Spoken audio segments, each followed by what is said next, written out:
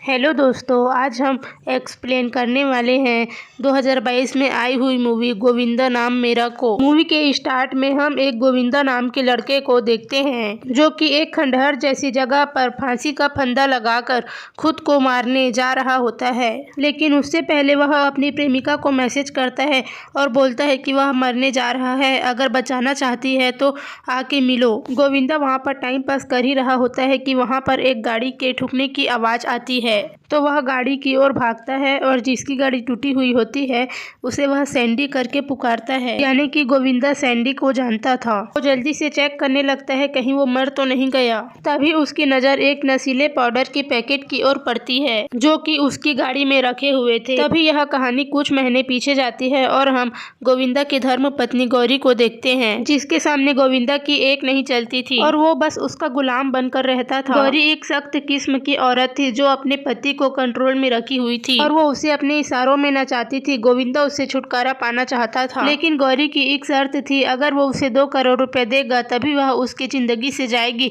नहीं तो जिंदगी भर भटकती आत्मा की तरह इधर उधर मंडराते रहेगी। उसके घर में मंजू नाम की एक औरत काम करती थी और वो भी गोविंदा को इज्जत नहीं देती थी और उसे नाकारा ही समझती थी। गोविंदा बैकग्राउंड डांसर का काम करता था और साथ ही साथ डांस क्लास भी चलाता था, पर उसे पैसा नहीं मिलता था। यहाँ हमें बताया जाता है कि गोविंदा के पिता गोपी तमिल फिल्म के एक्शन मास्टर थे और बॉलीवुड में एक्शन फिल्म की शूटिंग के लिए मुंबई आए हुए थे। फिर उन्हें उसी फिल्म में काम कर रही बैकग्राउंड डांसर आशा से प्यार हो गया और उससे शादी भी हो गई। फिर उसी के बाद पैदा हुआ गोविंदा। एक दिन गोपी घोड़े में बैठकर कहीं घूमने गया, लेकिन खाई से गिरकर उसकी मौत हो गई। लेकिन उसके बाद पता चलता है कि गोपी एक नंबर का धोखेबाज था। तमिलनाडु में उसकी पहली शादी हो चुकी थी और उसका एक बेटा भी था। वाइफ का नाम चारुलता और बेटे का नाम विष्णु था। गोपी का बहुत बड़ा बंगला था जहाँ पर गोविंदा और उसकी माँ रहते थे, पर गोपी के चले जाने के बाद चारुलता को पता चला तो वह बंगला हड़पने आ गई, जबकि बंगला गोविंदा और माँ के ही नाम था। तब से लेकर अभी तक इस बंगले के नाम से केस चल ही रहा है,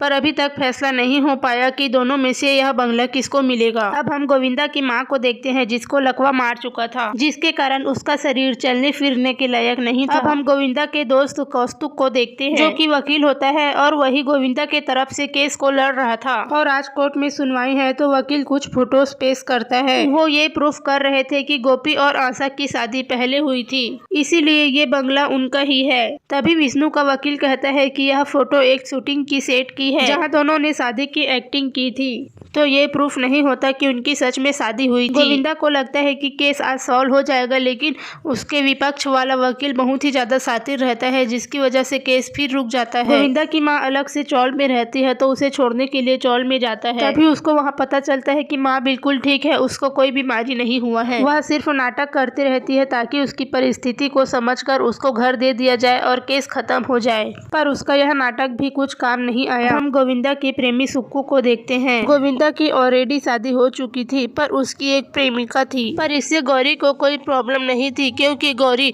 दहेज के अपने पिता के पैसे को लेकर इसको तलाक देना चाहती थी। सुक्कू चाहती थी कि जल्द से जल्द गोविंदा गौरी को छोड़कर उससे शादी कर ले, पर गौरी बिना दहेज के पैसा लिए उसका पीछा नहीं छोड़ रही थी। उसके बाद हम देखते हैं गोविंदा अपना डांस का काम करके और अपनी प्रेमिका से समय बिताने के बाद अपने घर जाते रहते हैं। उसी वक्त पुलिस वाले उसको रोक लेते हैं और बोलते हैं कि मैंने तुम्हें जो बंदूक दी थी उसकी कीमत 2 लाख थी, तो तुमने मुझे 20,000 बस दिए, बाकी पैसे कहाँ हैं? तब गोविंदा बोलता है कि अभी मेरे पास पैसे नहीं है, जब भी पैसे होंगे तो सबसे पहले आप ही के पास आऊंगा। गोविंदा अपने घर के अंदर जाता है, तब वह देखता है कि उसकी पत्नी गौरी किसी आदमी के साथ बैठी है। इस आदमी का नाम बलदेव है जो इंश्योरेंस का काम करता था। गौरी ने उसको ही अपना प्रेमी बना ली थी क्योंकि गोविंदा का प्रेमिका है, तो गौरी भी आजाद थी किसी आदमी से प्यार करने के लिए। गोविंदा ने पुलिस वाले से गन इसलिए खरीदा था क्योंकि वो गौरी के अत्याचार से परेशान हो गया था और वह गौरी को मारना चाहता था, पर वो बुरा इंसान नहीं था, इसलिए उससे ये हो नहीं पाया। गोविंदा और सुक्कू को कौस्तुभ के जरिए से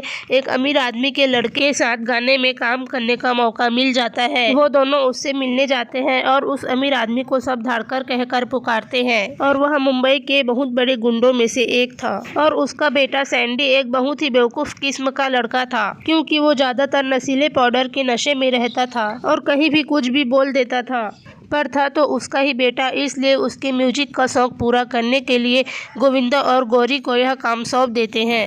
जिसके लिए उन्हें 30 लाख मिलने वाले थे। वो लोग सैंडी को नशे के धुत में डांस सिखाने का काम स्टार्ट करते हैं और कुछ ही दिनों में पूरा वीडियो शूट कर लेते हैं।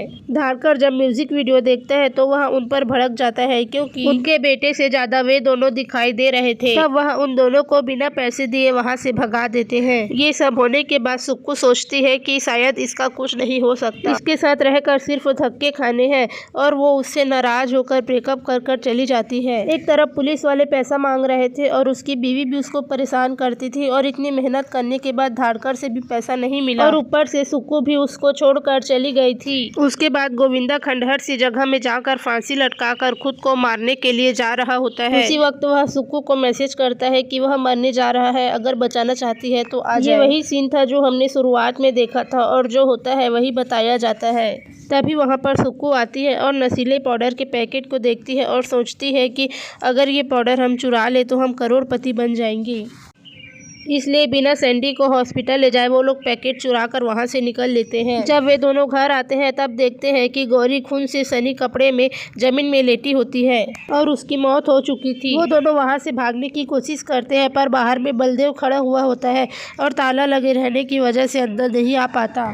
अब वे दोनों सोचते हैं कि किसी ने उनको यहाँ पर देख लिया तो शक उन पर ही जाएगा, और सब सोचेंगे कि प्रेमी और प्रेमिका मिलकर प्रेमी के पत्नी को मार डाला। तो वो लोग सोचते हैं कि अब लाश को ठिकाना लगाना होगा। तब गोविंदा अपने घर के बाहर में गड्ढा खोदता है और उसी में गौरी को दफना देता है, और सुक्कू सबूत मिटाने के लिए वहाँ पर टूटा फूटा सभी सामान को पॉलीथीन में लेकर उसे जलाने के लिए चली जाती है। और सुबह जब सैंडी को होश आता है तो उनके होश उड़ जाते हैं कि उनके नशीले पाउडर गायब है, और वह बहुत डर जाता है। फिर वो अपने पापा के पास जाकर रोते हुए बताता है कि पिछले रात उसे किसी का फोन आया जो नशीले पाउडर के बदले 6 करोड़ दे रहा था।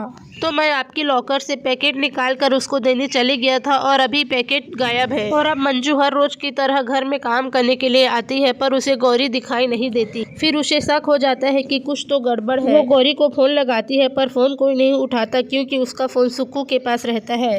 गोविंदा को गौरी के फोन का ख्याल आता है, तब वह सुक्कू को पूछता है, पर सुक्कू कह देती है कि उसको फोन के बारे में कुछ नहीं पता। लेकिन सच तो यह था कि फोन उसके ही पास था। यहाँ पर ये राज खुलता है कि सुक्कू विष्णु से मिली हुई है, और विष्णु कुछ दिन पहले सुक्कू से मिला था और उससे शर्त रखी कि गोविंदा की प्रेमिका बनकर उसके केस से जुड़े सारी जानकारी देना है, और उसके बदले उसे पैसा मिलने वाले थे। अब यहाँ पर से पता चलता है कि सुक्कू उससे बस प्यार करने का नाटक कर रही थी, ताकि वो उसके साथ रहकर जासूसी करके सारी जानकारी विष्णु को बता सके। पर अब तो गौरी की मौत हो चुकी थी और सबूत मिटाने में इसका भी हाथ था, तो उसको टेंशन हो गया था। इसलिए वो विष्णु से मदद मांगने के लिए आई होती है, पर विष्णु से उसको कुछ मदद नहीं मिलता। अब मंजू को साफ सफाई करते हुए कांच का टुकड़ा मिलता है जिस पर खून लगा हुआ था। तब वह पुलिस स्टेशन पहुंच जाती है और पुलिस वाले को सब कुछ बता देती है। तब पुलिस वाले को याद आता है कि उसने गोविंदा को गन बेचा था, तो उसको लगता है कि गोविंदा ने गौरी को टपका दिया, और मंजू की बात में हाँ हाँ मिलाकर उसको वहाँ से जाने के लिए बोल देता है। वह कोई एक्शन नहीं लेता, क्योंकि उसका भी नाम सामने आ जाता। अब यहाँ पर एक और राज सामने आता है कि मंजू और सुक्कू मिले हुए हैं, और सुक्कू मंजू को सभी बात बताती है, और वो भी ये सब पैसों के लिए ही कर रही थी। और अब गोविंदा अपने दोस्त कौस्तुक और अपनी माँ को सारी बातें बता देता है। फिर कौस्तुक आइडिया लगाता है कि हम 2 करोड़ में इस बंगले को विष्णु को दे देते हैं, फिर यहाँ से भाग जाएंगे। और बलदेव काफी दिन से गौरी से नहीं मिला था और न ही गौरी को देखा था, तो उसको शक हो जाता है कि कुछ न कुछ तो गड़बड़ है। तब वह मंजू के पास जाता है और मंजू उसको बता देती है कि गौरी को गोविंदा ने मार डाला। तब बलदेव गोविंदा को फोन लगाकर उसको मिलने को बुलाता है, और वह बोलता है कि उसे पता है कि गौरी मर गई है। फिर वो बताता है कि गौरी ने 2 करोड़ का लाइफ इंश्योरेंस कराया था, उसके नॉमिनी तुम हो, तो हम उसके मृत्यु प्रमाण पत्र और कुछ मरने के सबूत इकट्ठा कर ले तो हमें 2 करोड़ रुपए मिल जाएंगे, जिसमें से 1 करोड़ मेरा होगा। गोविंदा को लगता है जब पैसा आ ही रहा है तो आने दो, इसीलिए वह बलदेव से यह डील पक्की कर लेता है। अब हम देखते हैं कि विष्णु और गोविंदा में भी डील हो जाती है। गोविंदा 2 करोड़ लेके बंगला देने के लिए तैयार हो जाता है। उसके बाद विष्णु धारकर को फोन लगाकर बता देता है कि उसके नशीला पाउडर गोविंदा के पास है। अब धारकर अपनी पावर का इस्तेमाल करते हुए पुलिस वालों के सहारे से गोविंदा को उठा लेता है। फिर उससे पूछताछ शुरू हो जाती है कि उसका पाउडर किधर है। पुलिस ऑफिसर गोविंदा के घर की छानबीन करते हैं, पर वहां से उनको कुछ नहीं मिलता। फिर उन्हें सुक्कू के बारे में पता चलता है। सुक्कू के घर में तलाशी के बाद उन्हें एक पाउडर का पैकेट मिलता है, तो अब सारा शक सुक्कू पर ही चला जाता है। सुक्कू खुद को बचाने के लिए पुलिस वाले के सामने सब कुछ उगल देती है। फिर वो बोलती है कि इसने अपने बीवी को मार डाला और अपने बंगले के सामने गड़ा दिया और इसी के पास पाउडर भी है। सुक्कू पुलिस वालों को उसके बंगले में ले जाती है और वहाँ खुदाई भी करवाती है, लेकिन वहाँ पर गौरी की लाश नहीं मिलती। अब सब हैरान हो जाते हैं कि लाश तो यहीं पर गड़ी थी, फिर लाश आखिर गई कहाँ। और गोविंदा बार बार यही बोलते रहता है कि यह लड़की झूठ बोल रही है। सुक्कू ने वो सभी सबूत जलाए नहीं थे बल्कि छुपा कर रख दिए थे, लेकिन जहाँ वो छुपाए थे वहाँ भी कुछ भी नहीं मिलता। तब उसका दिमाग खराब होने लग जाता है कि आखिर हो क्या रहा है। गोविंदा सुक्कू के सामने ऐसे पेश आ रहा था जैसे उसे कुछ पता ही न हो। सुक्कू बलदेव से पूछताछ करने को कहती है, लेकिन उसका गोविंदा के साथ पहले से सब सेट था, इसलिए वो कुछ नहीं बोलता। फिर उसके बाद सुक्कू विष्णु से पूछताछ करने को कहती है क्योंकि उसने उसको सब बताया था, पर वो भी चुप रहता है क्योंकि उसको तो सिर्फ बंगले से मतलब था जो उसको मिल चुका था। अब तक जो सुक्कू गोविंदा के साथ खेल खेल रही थी, अब उसी के साथ खेल चलने लगा था और अब उसके सारे पासे उल्टे पड़ गए थे। गोविंदा के खिलाफ पुलिस को कोई सबूत नहीं मिलता, इसलिए उसको आसानी से जमानत मिल जाती है। वो जाने से पहले सुक्कू से कहता है कि कमिश्नर से बोलो कि तुम्हारे घर में जो पाउडर का पैकेट मिला है उसकी टेस्ट कराए और जावेद पुलिस वाला के घर की तलाशी ले, फिर तुम भी आजाद हो जाओगी। सुक्कू के घर में जो पाउडर मिला था उसकी जाँच के बाद पता चलता है कि वह पाउडर तो नकली है और पुलिस जावेद के घर पे छापा मारती है तो उसके घर से बाकी पैकेट मिल जाते हैं। इसके कारण उस पर कार्रवाई शुरू हो जाती है और अब कमिश्नर साहब धारकर के घर में भी छापा मारने के लिए पुलिस को भेज देते हैं, पर उसके यहाँ कुछ नहीं मिलता। लेकिन तभी उसका बेवकूफ बेटा नशीले पाउडर से भरे पैकेट को लेकर घर आ जाता है। दोनों लोग जेल की हवा खाने के लिए रवाना हो जाते हैं। सुक्कू जेल से छूट जाती है और गोविंदा से मिलने के लिए उसके घर वापस जाती है, पर वहाँ से सभी लोग जा चुके थे। अब हम देखते हैं कि कुछ सरकारी लोग बंगले में आते हैं और बंगले को सील करना शुरू कर देते हैं। तभी वहाँ पर विष्णु और उसका वकील आ जाता है। तभी वकील सवाल करता है, ये बंगला विष्णु के नाम पर है और पेपर्स भी हमारे पास है, तो इसे सील क्यों किया जा रहा है। बड़ा वकील बताता है कि टाउन प्लानिंग कमीशन के एक ऑफिसर ने इस संपत्ति पर केस किया है। 1988 में यह संपत्ति गैर कानूनी रूप से किसी गोपी नाम के शख्स को बेची गई थी। उन्होंने उस टाइम पर प्लानिंग कमिश्नर को घोष दिया था, पर ये स्कूल लैंड है और हाई कोर्ट इस जमीन को बीएमसी को दे दिया है और अब यहाँ पर स्कूल ही बनेगा। अब विष्णु सुक्कू के साथ और जानकारी लेने जाता है, तब उसको पता चलता है कि उसके पास जो जमीन के कागजात है वो फेक है। उस टाइम पर जो टाउन प्लानिंग कमिश्नर था उसने घूस लेकर प्लान चेंज किया था। उसके जूनियर अधिकारी ने पब्लिक इंटरेस्ट लिटिगेशन फाइल किया था। 30 साल बाद वह केस जीत गया तो यह जमीन फिर से कॉर्पोरेशन के पास वापस आ गई और वो बंगला कभी गोपी का था ही नहीं। ये सभी बातें गोविंदा को पहले से ही पता चल गई थी, तो उसको समझ आ गया था कि अगर वो केस जीत भी जाए तो भी कोई फायदा नहीं, क्योंकि ये जमीन तो उसकी पिता की थी ही नहीं। सुक्कू बलदेव से मिलने जाती है तो उसको पता चलता है कि उसको 1 करोड़ का लॉटरी लग गया, तो वह मुंबई छोड़कर चला गया। सुक्कू और विष्णु ने बंगले और पैसे के लिए जो भी सपने देखे थे वह सब टूट गए और अब दोनों के पास अफसोस मनाने के सिवाय कोई ऑप्शन नहीं था। अब यह कहानी कुछ महीने आगे का दिखाता है, जहां सुक्कू अपनी वही पुरानी बेरंग जिंदगी जी रही होती है। तभी उसके पास एक कॉल आता है और हमें बताया नहीं जाता कि किसका है, और दूसरी तरफ विष्णु एक आदमी से मार खा रहा होता है क्योंकि उसने उससे पैसे उधार लेकर बंगला खरीदा था, और उसके पास भी एक कॉल आता है पर हमें बताया नहीं जाता कि किसका है। अब हमें यहाँ पर थाईलैंड के नज़ारे दिखाए जाते हैं और हम देखते हैं कि विष्णु, उसकी माँ और सुक्कू तीनों समुद्र के किनारे खड़े हैं, क्योंकि उन सबको कॉल करके बुलाया था गोविंदा ने। अब गोविंदा धीरे धीरे करके सारे राज खोलना शुरू करता है और बताता है कि जब कोर्ट में शादी की फोटो का खुलासा हुआ तो तभी मैं समझ गया कि घर में कोई आस्तीन का सांप है। उसने मंजू का पीछा किया तो उसको पता चला कि वह सुक्कू के साथ है। उसको पता चल गया कि मंजू ही सुक्कू को सब जानकारी देती है। अब उसके बाद उसने सुक्कू का पीछा किया, तब उसको पता चला कि सुक्कू विष्णु के साथ मिली हुई है। उस टाइम पे गोविंदा का दिल टूट गया क्योंकि वह सुक्कू को लेकर सीरियस था, लेकिन अब उसे धोखा मिल चुका था। अब उसे भी तो कुछ करना था। गोविंदा यह सब बताते ही रहता है कि माताजी खुद अपने पैर पर चल कर आती है। यह देखकर सबके होश उड़ जाते हैं क्योंकि किसी को पता ही नहीं था कि वह ठीक है, उसको लकवा नहीं हुआ है। गोपी के मरने के बाद विष्णु और उसकी माँ जब बंगला हड़पने के लिए आए, तभी से उसकी माँ अपाहिज होने का नाटक स्टार्ट कर दी थी ताकि यह बंगला बच जाए। कौस्तुभ को यह बात नहीं पता थी कि उसकी माँ चल फिर सकती है, पर प्लान में उसको भी शामिल करना था, तो गोविंदा सब बात बता डालता है। अब यहाँ पर एक और राज खुलता है कि गौरी जिंदा है, जो कि शायद आपको पहले ही पता चल गया होगा, पर इन सबको अभी पता चला तो इन सब का मुंह खुला का खुला रह जाता है। गोविंदा और गौरी की बिल्कुल भी नहीं बनती थी, लेकिन फिर भी गोविंदा अपना प्लान लेकर गौरी के पास जाता है तो उसको बताता है कि बीएमसी इस बंगले पर कब्जा करने वाली है तो हमको कुछ भी नहीं मिलने वाला, तो मेरे पास एक प्लान है और उसके बाद खूब पैसा होगा और तुम्हें तलाक भी मिल जाएगा। तब गोविंदा को यहाँ पर पता चलता है कि गौरी लाइफ इंश्योरेंस ले रखी है और उसकी नॉमिनी वही है, ताकि ये गौरी को कुछ हो जाए तो उसके पास पैसे रहे जीने के लिए। बलदेव उसका आशिक नहीं था, वो तो बस गोविंदा को जलाने के लिए उसके पास जाकर चिपकती थी। दोनों को कुछ गलत फहमी हो गई थी, पर दोनों के दिल में एक दूसरे के लिए खूब प्यार था। गोविंदा सैंडी को फोन लगाता है और इसे पाउडर के बदले 6 करोड़ देने की बात करता है।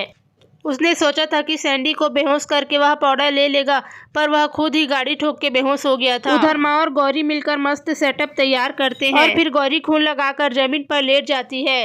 तभी गोविंदा सुक्कू को लेकर घर आता है और दोनों बॉडी को देखकर मरा हुआ समझकर उसे गाड़ने लगते हैं, लेकिन सुक्कू के जाने के बाद गोविंदा गौरी को निकाल लेता है। माँ सुक्कू की तरफ नजर लगाए रहती है तो उसे पता चलता है कि वह सबूत मिटाने के बजाय उसे छुपा रही है, तो उसके जाने के बाद वह सबूत गायब कर देती है। तब गौरी बेबी पाउडर का इस्तेमाल करके नकली पाउडर बनाती है और उसकी माँ सुक्कू के कमरे में रख आती है और उसके बाद माँ नौकरानी बनकर जावेद के घर काम करने जाती है और वहाँ पर भी नकली नशीला पाउडर रख देती है, क्योंकि उसे भी तो रास्ते से हटाना ही था। जो पाउडर गोविंदा ने सैंडी से चुराया था वह उसी को ही बेच देता है, तो थैली भर के सैंडी जो पाउडर ले गया था वो उसी का ही था, पर वो इतना बेवकूफ था कि वह गलत टाइम पर लेकर आ गया। बलदेव के साथ जो डील हुई थी उसके हिसाब से वह इंश्योरेंस में से 2 करोड़ में से 1 करोड़ उसको दे देता है। वहाँ से उसकी कहानी खत्म हो जाती है और उन्होंने 2 करोड़ में विष्णु को बंगला भी बेच दिया, यानी कि पहले उसको सैंडी से 5 करोड़ मिले और फिर इंश्योरेंस से 1 करोड़ और विष्णु के तरफ से 2 करोड़, यानी कि टोटल 8 करोड़ हो गए। लेकिन मूवी में 7 करोड़ ही बताया है, लगता है उन लोग इंश्योरेंस के 1 करोड़ को भूल ही गए।